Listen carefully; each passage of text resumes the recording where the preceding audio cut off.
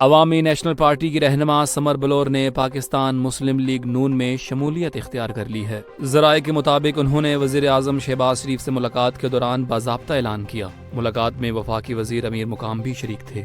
وزیر اعظم کا کہنا تھا کہ سمر بلور کی شمولیت سے خیبر پختونخوا میں پارٹی کو تقویت ملے گی۔ شمولیت سے قبل سمر بلور نے اعلان کیا تھا کہ وہ نون لیگ کا حصہ بننے جا رہی ہیں۔ واضح رہے کہ وہ ANP کی صوبائی سیکرٹری اطلاعات اور رکن صوبائی اسمبلی رہ چکی ہیں۔ سینئر وزیر شرجیل میمن نے کہا ہے کہ سندھ حکومت نے سیلاب متاثرہ کسانوں کی امدادی فنڈز میں اضافہ کر دیا ہے، جس میں فصلوں کا معاوضہ، بیج اور زمینوں کی بحالی شامل ہے۔ سکھر اور حیدرآباد میں صنعتی زونز کی منظوری دے دی گئی ہے، جس سے صوبے میں 55,000 سے زائد روزگار کے مواقع پیدا ہوں گے اور معیشت کو ایک نئی جدت ملے گی۔ Karachi water and sewerage corporation کو 10.56 ارب روپے کا بغیر سود قرض دیا جائے گا، جس سے 36 کلومیٹر طویل پائپ لائن بچھائی جائے گی۔ بے نظیر ہاری کارڈ کے تحت 2.37 لاکھ کسان رجسٹر ہو چکے ہیں۔ DGISPR لیفٹیننٹ جنرل احمد شریف چودھری نے کہا ہے کہ بھارت نے دہشت گردی کو پاکستان کے خلاف پالیسی کے طور پر اپنا رکھا ہے، خاص طور پر بلوچستان میں فتنۃ الہندوستان سرگرم ہے۔ انہوں نے الجزیرہ کو انٹرویو میں کہا کہ فتنۃ الخوارج جیسے گروہ اسلام، انسانیت اور ریاست کے دشمن ہیں اور جہاد صرف ریاست کا اختیار ہے۔ DGISPR کے مطابق بھارت دہشت گردوں کی مالی مدد کر رہا ہے اور اجیت دیول اس نیٹ ورک کا ماسٹر مائنڈ ہے۔ انہوں نے ایران پر اسرائیلی جارحیت کی مذمت کی اور کہا کہ پاکستان کا ایٹمی پروگرام مکمل محفوظ اور ناقابل تسخیر ہے۔ وزیر اعظم محمد شہباز شریف نے زرعی اصلاحات پر عمل درآمد کا آغاز کسانوں کو آسان قرض کی سہولت سے کرنے کا اعلان کیا ہے۔ ان کا کہنا ہے کہ زرعی ترقیاتی بینک میں اصلاحات کی جائیں گی تاکہ کسانوں کو شفاف انداز میں مالی سہولیات مل سکیں۔ وزیر اعظم نے زرعی فائنانسنگ کے لیے پبلک پرائیویٹ پارٹنرشپ اپنانے اور زرعی شعبے کو جدید ٹیکنالوجی سے ہم آہنگ کرنے پر بھی زور دیا۔ وزیر اعظم کی زیر صدارت اجلاس میں زرعی شعبے کی ترقی، value addition, digital platforms, کسانوں کی آمدنی میں اضافہ، فی ایکڑ پیداوار بڑھانے، ذخیرہ گنجائش بڑھانے اور زرعی برآمدات کے فروغ جیسے اہم نکات پر بریفنگ دی گئی۔ وزیر اعظم نے کہا کہ آئندہ PSDP میں زرعی پروجیکٹس کو مرکزیت دی جائے گی، جبکہ کسانوں کے لیے میکینائزیشن، ڈیجیٹائزیشن اور جدید زرعی حکمت عملی کو فروغ دیا جائے گا۔ شہباز شریف نے کہا کہ زراعت کی ترقی کا سب سے زیادہ فائدہ کسانوں اور دیہی علاقوں کو ہوگا۔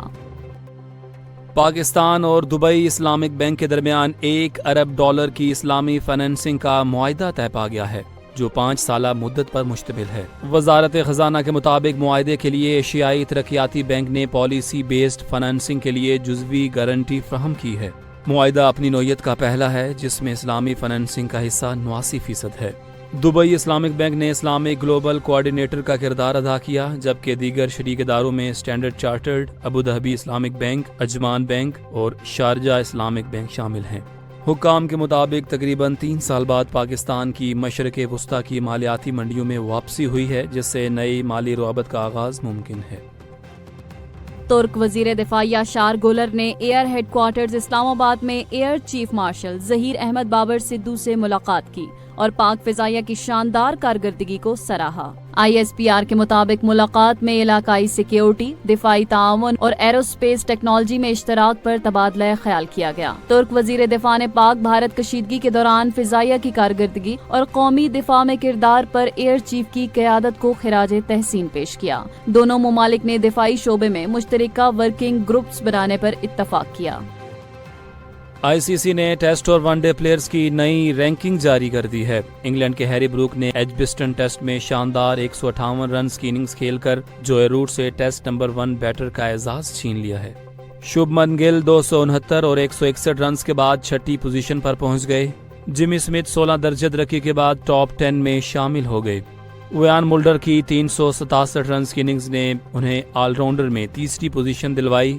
جڈیجا بدستور سر فہرست ہیں۔ بمراہ نے ٹیسٹ بالرز میں پہلی پوزیشن برقرار رکھی۔ محمد سراج 6 درجے بہتری سے 22ویں نمبر پر آ گئے۔